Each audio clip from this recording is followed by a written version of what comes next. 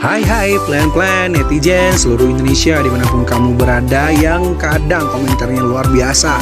Ketemu lagi bersama dengan kami di Yeni Channel. Pastinya channel yang sangat informatif dan juga akan menambah pengetahuan Anda. So, kali ini jangan kemana-mana, kita akan membahas topik-topik menarik yang ada di seluruh dunia. Paus merupakan kelompok mamalia terbesar yang hidup di lautan. Predikat ikan terbesar di dunia jatuh pada ikan paus. Paus bukanlah termasuk ke dalam golongan ikan. Hal ini membuat banyak orang salah menyebut paus sebagai ikan paus. Paus termasuk dalam anggota ordo Cetacea seperti lumba-lumba dan pesut. Paus tergolong mamalia walaupun sepenuhnya hidup dihabiskan di dalam air. Hal ini karena paus memenuhi 4 karakteristik utama dari mamalia, yakni paus melahirkan dan menyusui, berdarah panas, berambut, dan menghirup oksigen. Nah, berikut ini beberapa fakta menarik tentang ikan paus. Salah, kebiasaan kan? Maksudnya beberapa fakta menarik mengenai paus versi Yeni Fakta. So, jangan kemana-mana, tetap stay tune di channel Yeni Fakta. Karena bersama Yeni Fakta, kita akan mendapatkan informasi dan pengetahuan dari seluruh dunia. Yang pertama, paus bisa menahan nafas selama 20 menit. Rata-rata, paus bisa menahan nafas selama 20 menit. Paus sperma memiliki sistem pernafasan paling efisien, memungkinkan mereka menahan nafas selama 90 menit di bawah air. Akan tetapi, paus berparuh Cuvier ini memegang rekor menahan nafas terlama di bawah air selama 138 menit. Yang kedua, terancam punah karena diburu besar-besaran.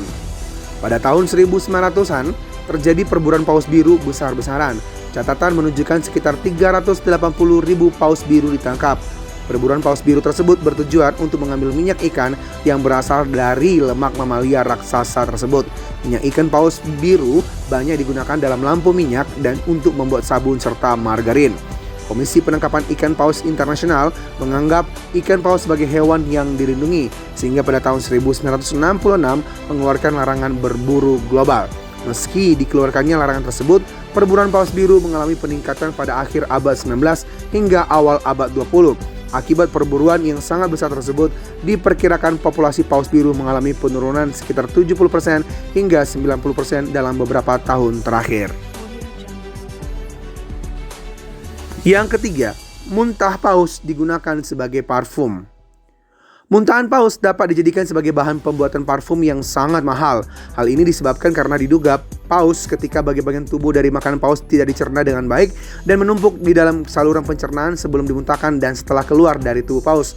Muntahan ini bisa terombang-ambing di lautan lepas selama bertahun-tahun sebelum terdampar dan ditemukan oleh manusia. Muntahan ini bernama ambergris. Jadi, ada kemungkinan jika parfum yang kalian pakai menggunakan muntahan paus sebagai bahan dasarnya. Muntahan paus ini berharga cukup mahal dan dapat mencapai puluhan juta rupiah per kilogramnya. Yang keempat, lubang sembur paus tidak mengeluarkan air laut. Paus menghirup udara ke paru-parunya melalui lubang sembur yang terletak di bagian belakang atau di atas kepalanya. Lubang ini ditutupi oleh penutup yang menahan air setiap kali mereka masuk ke dalam air. Dan gumpalan air yang mereka keluarkan saat mereka bernafas adalah bukan air laut. Sebenarnya itu adalah campuran bakteri dan udara panas. Yang kelima, paus tidak tidur. Tidak seperti mamalia lain, paus hanya mematikan setengah dari otak mereka saat tidur. Setengah lainnya tetap waspada untuk mengontrol lubang dan memulai setiap kali bernafas. Ketika paus tidur, mereka beristirahat dengan tenang dalam posisi vertikal dan horizontal atau berenang dengan lamban di samping paus lainnya. Yang keenam, paus bermigrasi untuk mencari makan dan kawin. Makanan paus berlimpah di daerah di mana airnya dingin selama berbulan-bulan saat musim panas. Paus bermigrasi ke berbagai tempat. Pada akhir musim gugur, ketika air menjadi terlalu dingin dan makanan menjadi langka, mereka melakukan perjalanan ke daerah yang lebih hangat untuk kawin dan berkembang biak. Salah satu paus yang telah punah adalah Basilosaurus yang mempunyai kepala kecil bermoncong menonjol dan bergigi masuk kami dengan panjang badan 25 meter.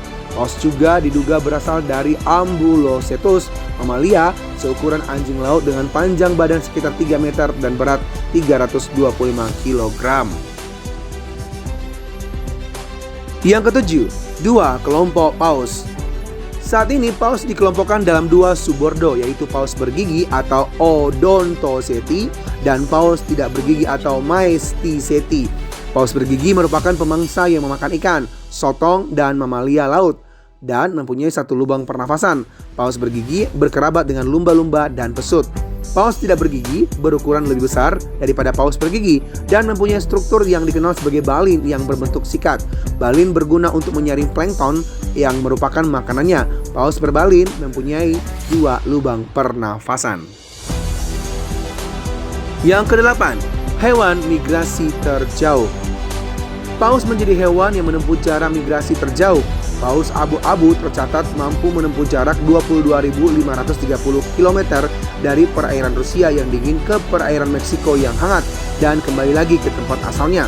Mamalia ini berenang siang dan malam dengan kecepatan rata-rata 8 km per jam dan jarak tempuh hariannya 120 km per jam.